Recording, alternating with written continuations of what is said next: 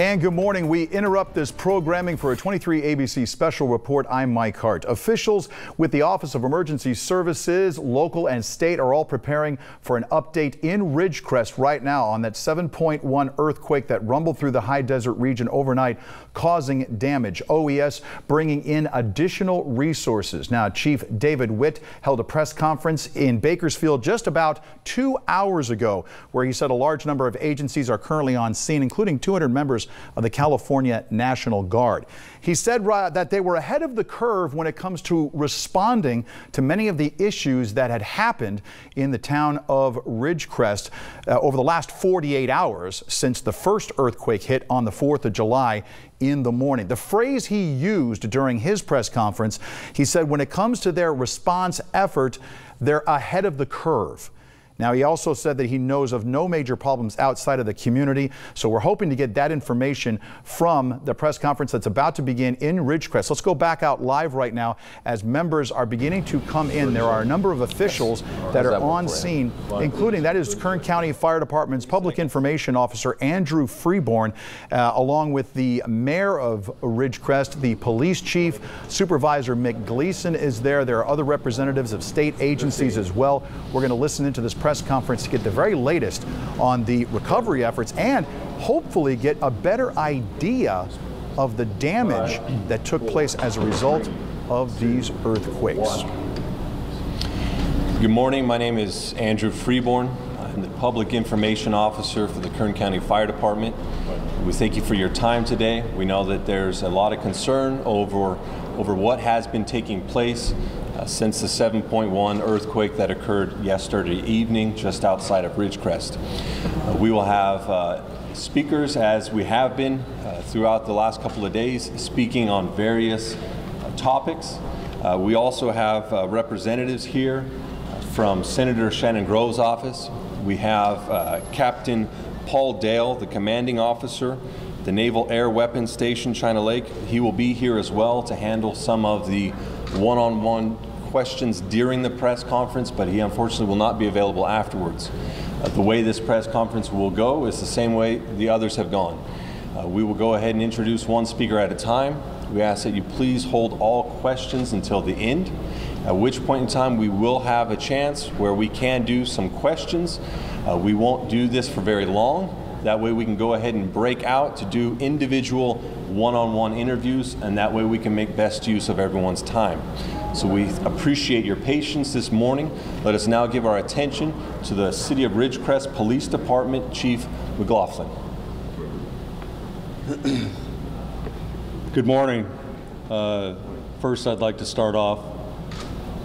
It's hard for the world to know what we've been through, because by the grace of God, we've had no casualties and we've only had minor injuries, which is amazing considering these two big earthquakes that we've experienced.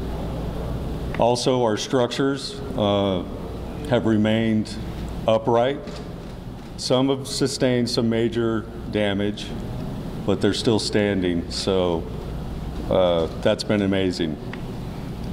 So I would like to talk about now where we're at tactically.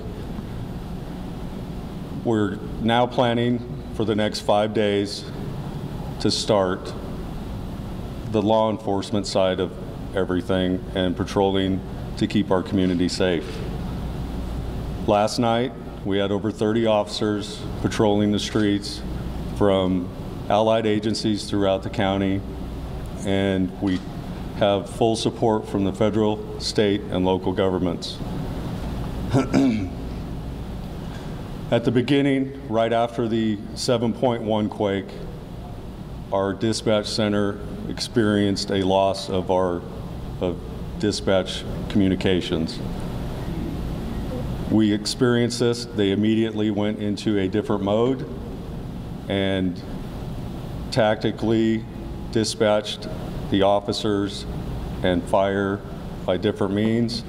That has been rectified, and we were back up and running, and it went off without a hitch. We've had a couple incidents of theft. We have sufficient resources, though, to actively investigate those. and continue a proactive enforcement and patrols throughout the city.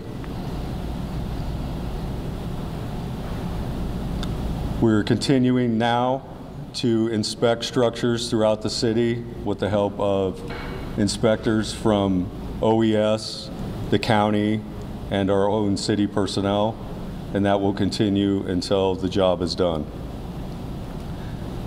If anybody throughout the city wishes to have their property inspected, feel free to reach out to us and we will make that happen.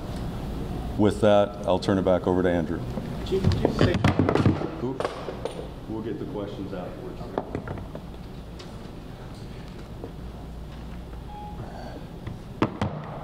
Once again, we want to remind everyone we will hold all questions until after the individual speakers have had a chance to speak.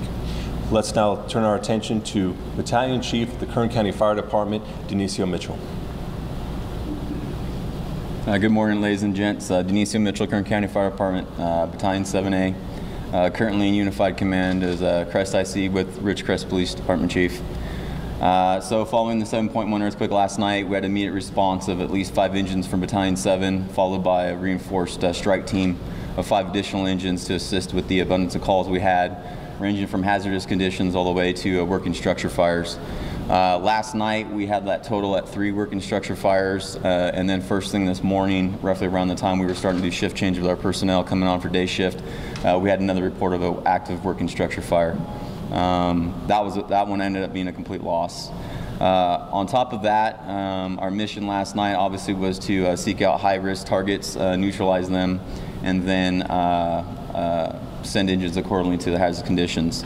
We had specialty units deployed as well. One of our own captains has assumed the task force leader role, and he's in charge of various units to the components of USAR's task force, regional task force, and they're going through gridding the city, assessing it for structural damage, any kind of utilities threats or any kind of hazards that we may be looking at. Last night they did a wonderful job. They were able to get through 90% of the city last night with those specialty units, which was really impressive considering the time frame and then the assistance that we had from mutual aid, especially from our brothers and sisters from out of county. So they were very good at getting the 90% done last night. They finished up the last part of that this morning, and then the priority for them is now that we have a primary of the city done, we're going back through a secondary, more detailed look at what we got. So far, we don't have any major structural reports of any kind of damage. We have a couple mobile homes that have been displaced, knocked off their foundation a little bit, but nothing serious. We haven't had any serious injuries of any type, and no firefighters or first responders sustain any injuries.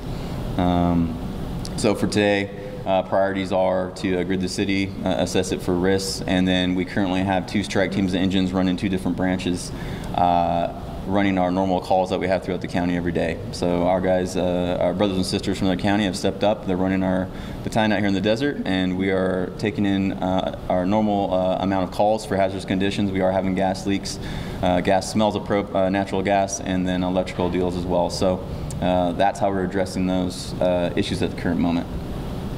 And that's our status as far as the fire side is concerned. Thank you. Next speaker will be the Public Information Office Chief from Caltrans District 9, Christine Nadler. Good morning, everybody. First of all, Caltrans would like to extend our heartfelt concern for all the families affected by these earthquakes, including our own, who have many homes in the area as well. At this time, all roads are open throughout the area. 2 sections of State Route 178 were most affected, a 500-foot stretch 6 miles east of the San Bernardino-Kern County border, and a 150-foot section that would be 8.5 miles east of the Kern County border. Rockfall has been cleared from State Routes 190, 178 West, 178 East, and State Route 127 as well.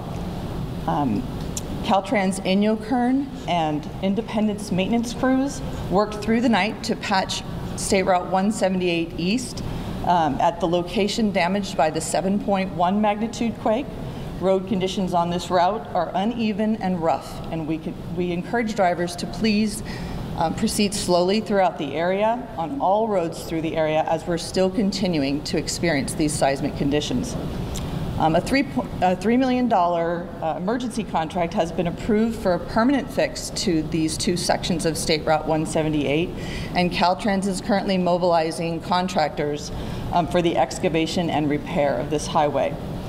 Our Caltrans traffic management team will be arriving and slowing traffic on State Route 178.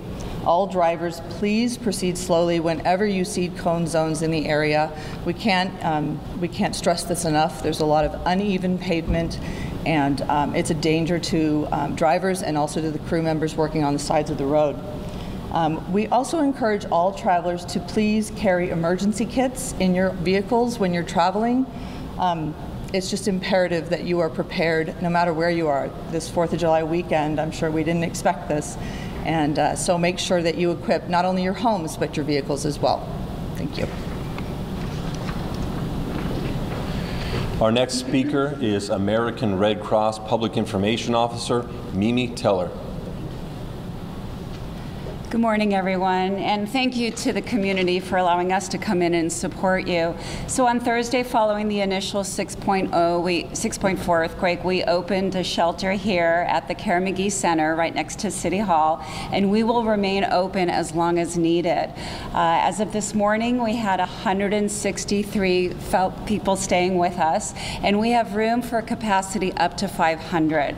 We have air conditioning, we have sleeping cots, 3 warm meals a day, and hot showers, and we welcome anyone from the community who wants to find both a sense of community and some safety here. So we welcome all.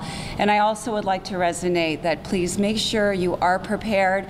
As you know, these happen at any time when we least expect it. Have water and enough food, and have a family plan so that you're prepared for the next time. Thank you. Our next speaker is City of Ridgecrest Mayor Breeden. Good morning, all. Thank you for being here. Thank you for coming to our city. We invite you to come back at another time when it is not one of these stressful things. We want you to come back and see what a beautiful community we have, what a fine city we have, and what wonderful people we have. We did last night have some bad people come into this community and try to take things away from some of our business owners. I ask all the residents, if you see something, report it, say something. If something doesn't look right, question it. Talk to your friends and your neighbors, and please, please, please keep abreast of what's going on. Watch our website, keep in track of the police department and the city, and you will come through this okay, because we are a community. Thank you. Our next speaker is Kern County 1st District Supervisor Mick Gleason.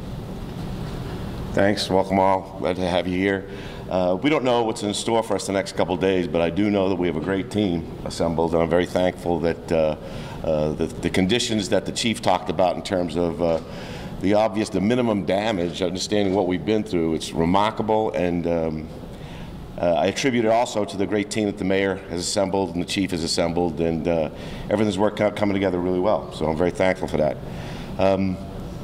The dam in Lake Isabella Dam is passing all inspections, so we're happy with that. We're in contact daily with the White House. We've been in contact with the governor's office. He's been very concerned about what's going on down here. We've talked with the offices of Senator Harris, Senator Feinstein. We toured the base with Congressman McCarthy, Senator Grove, and Assemblyman Fong. So all the channels are open. They're all working. The county is stood up as EOC. It's operational. I'm in daily contact with them. They're watching very closely what's happening up here. The Board of Supervisors is getting together on an unscheduled meeting to declare this and support the City of Ridgecrest and the community in declaring a state of emergency. So that'll be helpful. Backing you up, Mayor. Looking forward to doing that. Everything's in place. Everything's we got the team ready. So we're prepared for the next couple of days, and we're looking forward to it. Thank you for being here. Okay, so that is the last of the official speakers. So if there's anyone that has some questions, I will go ahead and take some questions for the various speakers now. Can you elaborate on the thefts that happened overnight? So the question is if there's any more detail to any of the thefts that occurred overnight. Would the police chief like to comment on that? Sure. Yeah, regarding the thefts that occurred last night, we had one of our businesses that was broken into, and they stole a very expensive piece of equipment. And we also had a residence that was broken into, and we're still waiting to see and get a list of what was taken from that residence. Thank you. Chief, what's your name? How do you spell it, please? Oh, sorry. First name is Jed, J-E-D. Last name M-C-L-A-U-G-H-L-I-N. And what was the business where the equipment was stolen?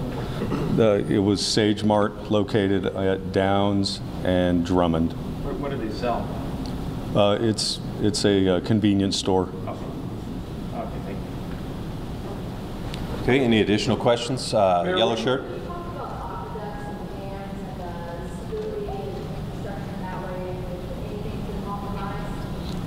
So the question is about local infrastructure as to whether or not that was compromised or not. Potentially, have you gotten word through any of the USAR? Nothing here locally, no. And then as far as like the report for the damage line, so negative. Negative. Next question. What do you tell some of your residents who are living or staying in RVs on the street? They're afraid to go in their house. They don't know what's going to happen. How will you deal with that long term, 3, 4, 5 days out? Would you like to comment on that from Red Cross Shelter standpoint? Absolutely. Okay. So the question was, what advice do we have for people who are afraid to go back into their homes and staying in their RVs? You know, we can't tell them what to do, and we understand that a lot of people are very afraid to go indoors. We do have a very safe shelter here. It has been inspected immediately following the 7.1 earthquake yesterday, so it is a sound building, and it's safe and comfortable, and we encourage anyone who might be afraid to go home to join us here. And if they do have pets, we are permitting small family domestic pets as long as they come in a crate, and bring your own food. Thank you. Ma'am, could you say and spell your name, please? And if people want to help, people in the public want to help, how can they do that? So we're going to get name and spelling afterwards, if you don't mind, but we do have an additional question about what individuals can do to support. We have received word to answer that question that for right now, monetary donations are preferred. Rather than flooding this and causing a secondary incident from oversupplying this community with something that they're not ready to distribute, monetary donations at this time only. Next question, sir in the red shirt. Preliminary inspection of building safety throughout the city. Have we had any additional buildings, either residential or commercial, the yellow tag, red tag, one of those figures? And do you intend, or is there a possibility of bringing in additional inspectors to try to expedite it if people think their home might be compromised, but you don't know who to call? Okay, so the question is twofold. What are maybe some of the statistics of the types of damages, minor or major, throughout the community? And are additional building inspectors coming in to facilitate a more expedited inspection of the homes? And I think the chief of the police would like to speak on that. Yes, we already have brought in other inspectors to help our inspectors with residential and commercial. And if somebody wants their building inspected, whether it's house or commercial building, they can contact the police department and we will schedule that and try to get those inspectors out. If we do need more, we will go through Cal OES and request more. So, thank you. No updates or no additional red tags? We have our code enforcement out there as well. Obviously the burned buildings, those will be red tagged, and I do not have numbers yet as of right now for those red tag buildings. Okay, one more question. Where do people donate if they want to help out? To the Red Cross, or where would they go? So we have a question about where people can send their donations to. Would the Red Cross like to direct individuals to that? Yes, thank you. Anyone can go to the Red Cross website, which is redcross.org, and there are links there to donate. And as mentioned, cash donations really are the best right now, so we can disseminate them as the need is required. And the spelling is M-I-M-I-T-E-L-L-E-R, Mimi Teller. Question here in the middle. Talk about the illegal activity. Was it break-ins or what happened last night? Can you give more details? So we're asking for more details about the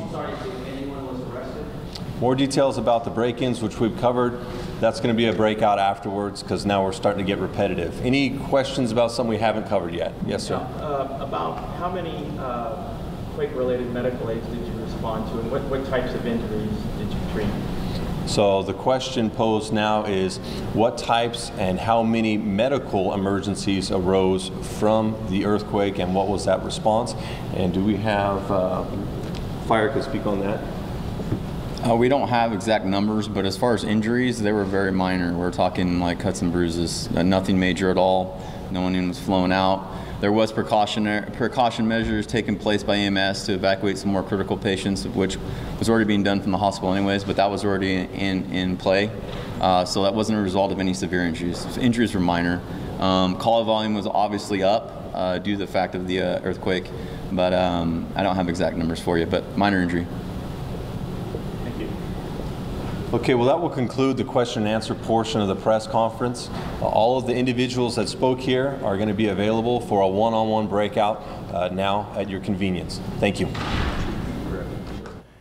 And you are listening to comments wrapping up from today's press conference that began just about a half an hour ago. A number of local, county, and state agencies all on hand. You were listening to them answer questions basically of what happened since the 7.1 earthquake rattled that community at about 8:15 last night. A series of earthquakes that created some problems, but the one word that really stands out, Police Chief Jed McLaughlin using the word amazing, saying he was amazed it wasn't more disastrous than was first thought. He described only 2 instances, one at a commercial building, one at a residential building, where someone tried to steal. There was theft involved, but other than that, nothing. And there were no major injuries. As you just heard, Kern County Fire Department talking about minor injuries, cuts and bruises, that there were 3 working structures as a result of last night's quake, and then another one this morning, which was a total loss. Right now, fire crews are going through the city, doing a secondary inspection of properties. They got through all of the calls last night and early into this morning, talked about no major structural reports, aside from a couple of mobile homes that were damaged. No injuries. That's the biggest thing. Caltrans saying all the roads were open. There are 2 sections of the 178 out by Trona that are going to require some big-time repair. Going to cost a couple $1 million. They have emergency funds that are going to be for that. The Red Cross reiterating their shelter is open, and perhaps the most lighthearted moment coming from Ridgecrest Mayor Peggy Breeden, who invited everyone to come back at another time. All right, let's go back out to Ridgecrest right now. Bring in 23 ABC's Josh Sanders, who's standing by live with the police chief right now. Josh? Yeah, Mike, we got the police chief right now. So, Police Chief McClellan, you just gave another presser. The one thing that you said that stood out to me is that with that 7.1 magnitude earthquake, no casualties, minor injuries, and no massive structural damages. So can you give us a little bit more insight on that? Sure. You know, it's amazing. For those who haven't experienced a 7.1, obviously that was my first one also. It's undescribable, and to have no casualties and only minor injuries and no structures that collapsed is amazing. And as I said in the press conference, the world can't possibly know what we're going through right now, because it doesn't show. You know, there's no photograph that can show, because the damage just doesn't show how catastrophic this thing really was. You know, it's the aftermath now. It's just we don't have a bunch of debris fields and stuff like that. We still have a catastrophe. It's just on a different level. Yeah. Well, can you tease that out a little bit more for me? That different level, is that something that, do you feel like Ridgecrest, it's a small community, do you feel like the people here are feeling it on the inside right now? Do you feel like, you did say hey, in the next 5 days, we want to get back to business as usual when it comes to deploying officials and going throughout the city. So can you speak a little bit more to that? Sure. Well, what we're doing right now is we're coming up with a plan for the next 5 days how we're going to do law enforcement within our community. We're anticipating having more earthquakes because statistics show that we should have another 6.0 earthquake or above, and then a number of 5-point-something earthquakes and several 4s. So we know that we're going to get some more. So now we're planning, and we have to plan for, it could be the next 5 days, could be the next 2 weeks, could be the next month. We don't know. So we're going to start with 5, and then we can spread out from there. Getting to your point about how people are feeling, yeah, people are scared. We're tired of the shaking, obviously. People are scared, and I hope that they know we're here for them, and we'll do everything that we can to calm the stuff that we can calm.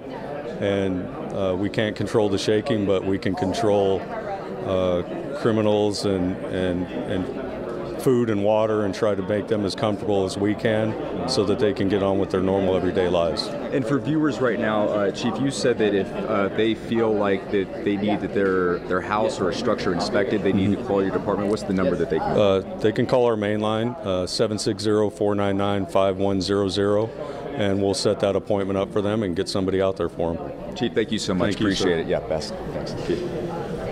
All right, Mike, we're going to throw it back to you.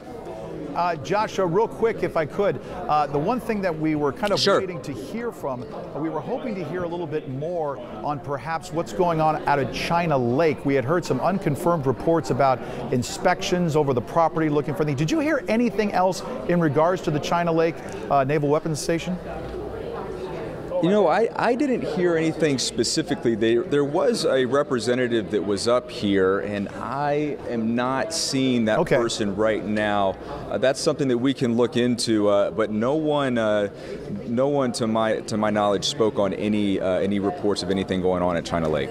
All right, very good. Josh, thank you for reporting out there. Josh Sanders reporting from Ridgecrest. Going to be very busy. Our 23 ABC team is out there as they're gathering more information and interviews for what's coming next. We do understand that there could be another press conference coming. We're being told somewhere in the vicinity of 4 o'clock, perhaps. We've